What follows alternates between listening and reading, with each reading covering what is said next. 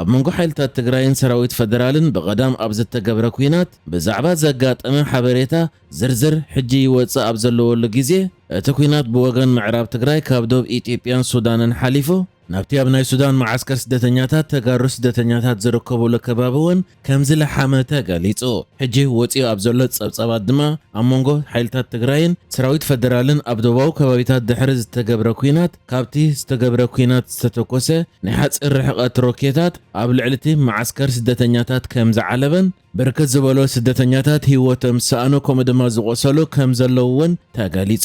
ናይ ሱዳን ናይ ስደተኛታት ኮሚሽን ኣውፂኡ ኣብ ዘሎ ዕላዊ መግለጺ ኣብዚ እዋን ዘሎ ኩነታት ብቐረባ ይከታተልዎ ከም ዘለውን ካብቲ ኩናት ዝተተኮሰ ሞርታር ወይ ድማ ሮኬታት ዝመስል ኣብቲ ማዓስከር ስደተኛታት ከም ዝዓለበን ህይወት ስደተኛታት ኣጥፊኡ ምህላውን ይገሊጹ።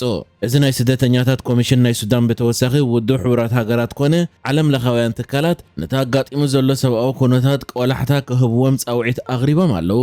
ከም ዝፍለጥ እቲ ተጋሩ ስደተኛታት ዝርከብዎ ኣብ ሱዳን ዝርከብ ማዓስከር ስደተኛታት ካብተን ኢትዮጵያን ሱዳንን ዘዳውብ ከባቢታት ኣብ ናይ ቀረባ ርሕቀት ዘሎ ኮይኑ እቲ ኩናት ኣብ ዘጋጠመሉ እዋን ድማ ገለ ካብቲ ማዓስከራት ገዳይ በራሪ ሮኬታት ከም ዝኾነ እውን ተሓቢሩሎ።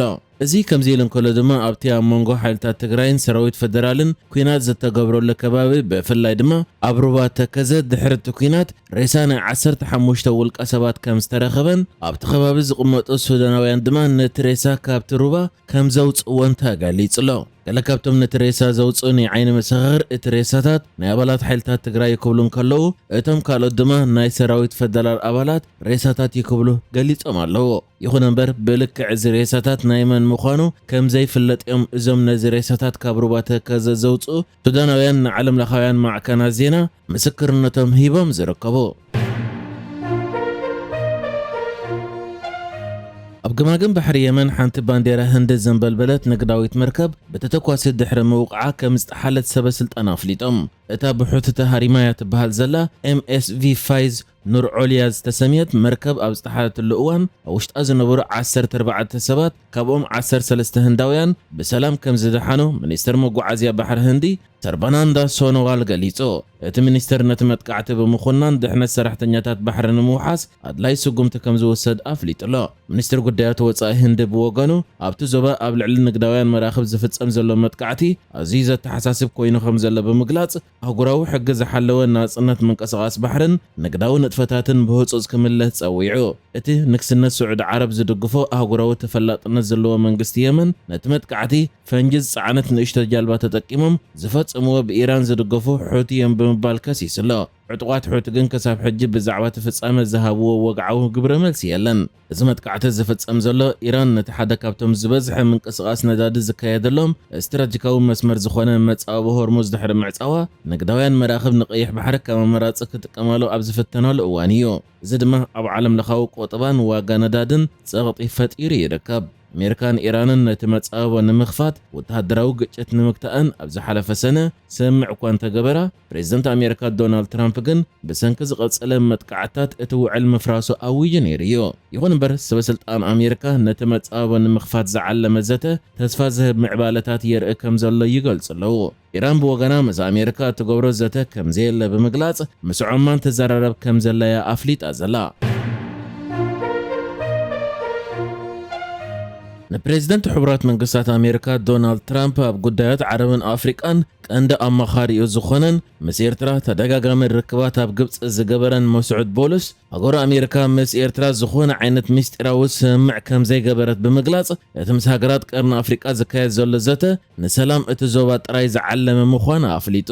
እቲ ኣማኻሪ ብመንገዲ ማሕበራዊ ገጽ ኤክስ ወይ ናይ ቅድም ትዊተር ኣብ ዘርግሖ ጽሑፍ ኣንጻር ካልእ ናይቲ ዞባ መሻርክቲ ዝዓለመ ምስ ኤርትራ ዝተገብረ ወይ ዝሕሰብ ዘሎ ምስጢራዊ ስምምዕ ኣሎ ተባሂሉ ዝውረ ወረታት ፈጺሙ ሓሶት ክብል ጽሒፉሎ።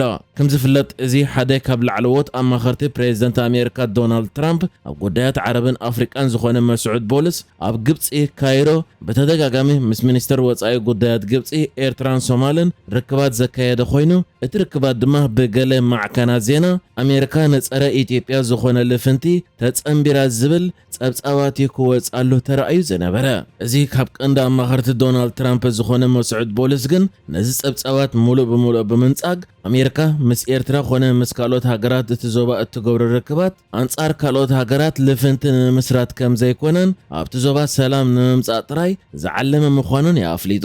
ከም ዝከር መስዑድ ቦልስ ቅድሚ ቀረበ እዋን እውን ተመሳሳሊ ጽሑፍ ኣብ ኤክስ ወይ ትዊተር ኣስፊሩ ዝነበረ ኮይኑ ኣብቲ ሽዑ ዘርጊሕዎ ዝነበረ ጽሑፍ ከዓ ነቲ ኣሜሪካ ናይ ጸረ ኢትዮጵያ ልፍንቲ ተጸምቢራ ዝብል ጽሑፋት ወይ ጸብጻባት ሓሶትን ኣደናጋርን ክብል ብምውቃስ ንዲፕሎማሲ ኣሜሪካ ብዘይግባእ መልክዑ ዘቕርብ ጸብጻብ ክብል ድማ ጠቒስዎ ነይሩ እዩ።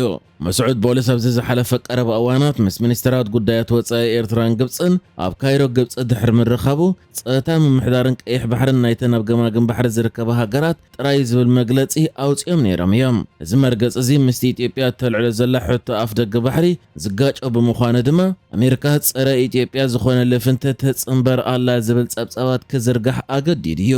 ብወገን ኢትዮጵያውን ብመንገዲ መንግስታውያን ማዕከናት ከምኡ ድማ ምስ ሰልፊ ብልጽግና ቅርበት ዘለዎም ነጠፍትን ይወፅእ ኣብ ዝነበረ ጸብጻባት እቲ ዝተገብረ ዞባዊ ርክባት ንዓኣ ብኸበባ ንምጽቃጥን ዝዓለመ ፖለቲካዊ ምንቅስቓስ ከም ዝመስል ስግኣታ ክትገልጽ ተረኣያ።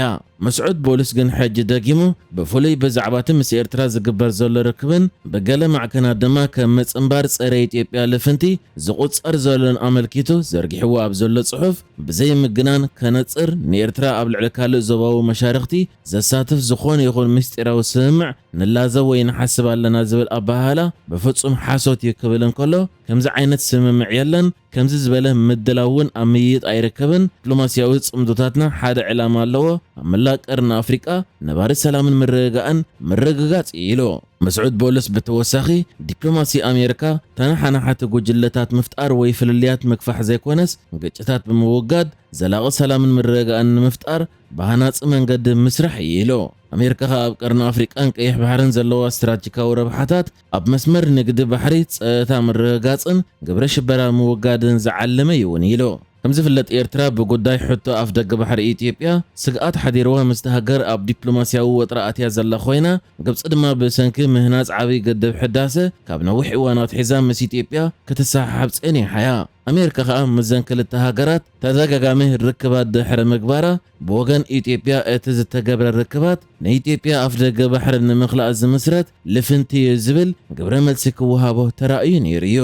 ኣሜሪካ ከዓ ሕጂ ብመንገዲ መስዑድ ቦልስ ጌራ ዝኾነ ይኹን መሰረት ዘይብሉ ክስታትን ሽም ናይ ምጽላም ተግባራትን ነቲ ብቕንዕና ኣሜሪካ እተካይዶ ዘላ ዲፕሎማስያዊ ጻዕርታት ዝሃሲ ሓላፍነት ዝጎደሎ ተግባር ይኽብል እውን ኣጠንቂቑላ።